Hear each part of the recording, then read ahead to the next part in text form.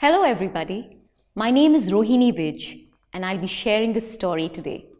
So here goes. Once upon a time, in a small village, there lived a boy. His name was Milarepa. Milarepa was very good at everything he did. He was very passionate. But then he felt that there was something amiss in his life. Something was incomplete. He yearned for more. And then he found out that there was this monastery at the top of the mountain that had the answers.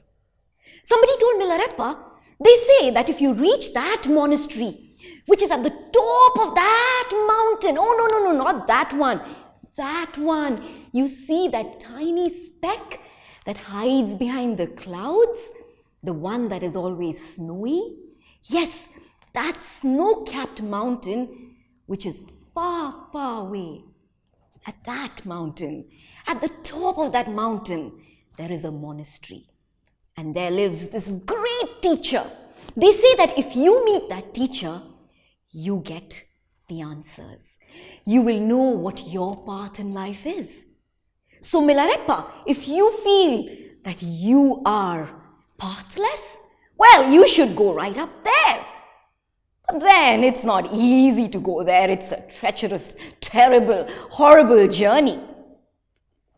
Milarepa looked at the top of the mountain and he felt a sense of beckoning. Somebody was calling him and he smiled and he knew that he had to go there.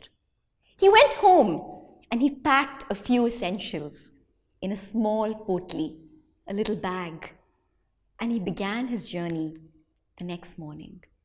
It was beautiful. Everything was amazing as he started climbing up.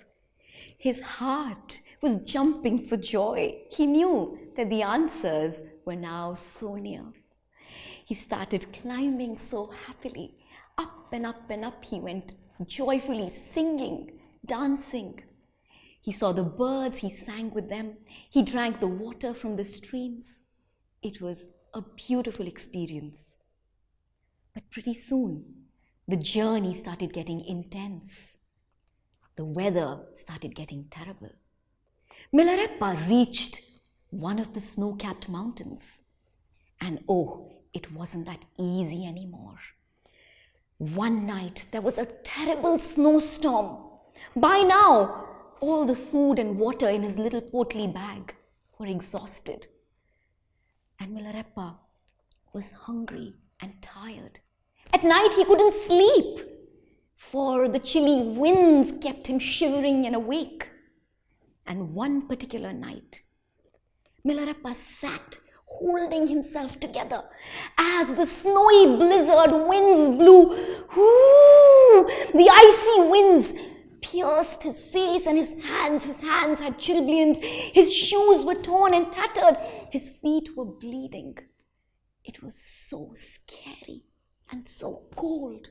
He held on to himself. He had to go. He had to reach. He had to meet the teacher.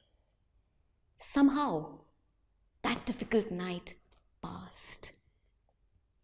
When he woke up in the morning, the sun pierced his eyes. It shone so brightly on the snow-capped mountain. The snow glistened. He had never seen such a beautiful sight in his life. He got up and he plucked an icicle. Oh, the beauty of nature, he thought. And he began climbing the mountain with a renewed sense of energy. And the rest of the journey was easy. Of course, it had to be. And he reached the top of the mountain. And oh, it was magical. The top of the mountain was so different from where he was coming. There was snow down below, but there was no snow here. It was flat. There was snow and there were frozen lakes, but here there was a beautiful lake with little fish swimming. There was a valley of flowers, tulips, roses, orchids. Beautiful riot of colors. at the top of the mountain, and there, in all its grandeur, stood the beautiful monastery. In his tattered clothes, with his bleeding toes, Milarepa ran. And he ran like a little child, and he said, "Oh, teacher, I'm here, I've come." And he rushed inside the monastery, and there stood his teacher, who embraced him with open arms.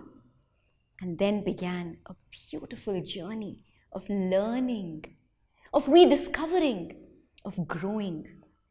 Milarepa, like a greedy, hungry child, sat there, listened to every single story that the teacher said, absorbed, soaked it all in. And pretty soon, he became the most favorite student, much to the envy of other monks. "Oh, it's a privilege to be here. I think he's landed here by fluke," the others gossiped. "Oh, we need to find ways to get rid of him. Look at him, teacher's pet." And they started coming up with wicked plans to get rid of Milarepa. "Let's try this. He believes everything the teacher says. Let's pull a trick on him." And they went to Milarepa, who was deep in meditation. And they said, "Milarepa, what are you doing here? The teacher said that if anybody can jump from this mountain and land on their 2 feet, it is none other than Milarepa." Milarepa gently opened his eyelids. He looked at his peers and he said, "The teacher said that." And without saying a word, he got up and he went to that mountain and he jumped. And nobody heard a sound, and they thought, "Oh, he's gone for good." And then they peered and they saw that down at the bottom stood Milarepa on his 2 feet, with his hands up and his eyes closed. The students were bemused. They needed to come up with another plan, maybe something more life-threatening. They kept thinking. And one day, there was a little smoke on one of the mountains close by. And then they said, "Oh, looks like there's a forest fire and we know there's a cottage over there. Let's go tell Milarepa." They all went and they said, "Milarepa, Milarepa, there is a house on fire over there. The teacher believes that if anybody can save those people, it's you." Milarepa got up, walked down, reached the mountain of fire on fire, entered the cottage which was on fire without a thought, went inside and came out with the family inside, carrying 2 children in his arms. His hands had got burnt, but he didn't care. He went back to the monastery and he said, "They're safe now." This was getting very difficult for the other monks. And then they all collectively came up with a truly wicked plan. The next morning, they all had to gather by the lake and chant over there. That lake was known to be a terrible lake. Anybody who drowned in that lake never survived.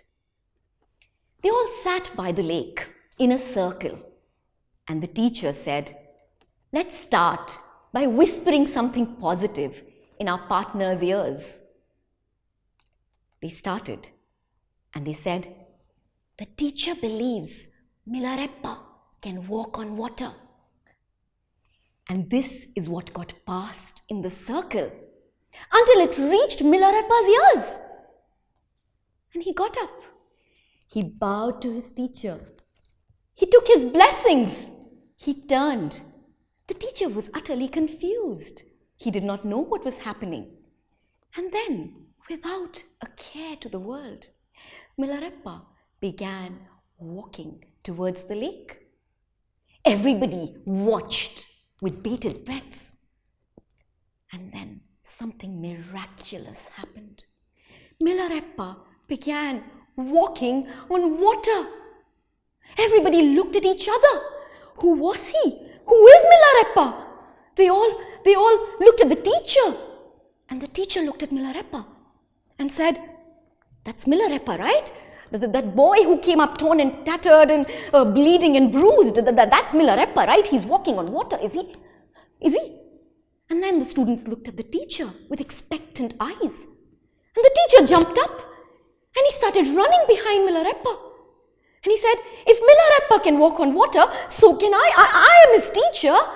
And then he stepped inside the lake and then he said, oh, the water is so cold. They say that if somebody drowns, they don't survive. But if Milarepa can walk on water, so can I. Let me give it a go. Oh, but my robe, it's a new silken robe that I have just worn today, but it will get soaked and get destroyed. But then look at him. He's walking so effortlessly. I'm sure it's that chant that I taught him. Let me chant it and let me try it too. If Milarepa can do it, so can I. And the teacher rushed behind him. But then the teacher held on to his robes and his clothes. The water was here. He wasn't walking on water. He ran back and held on for dear life. As they all saw Milarepa walking on water towards the horizon. Thank you.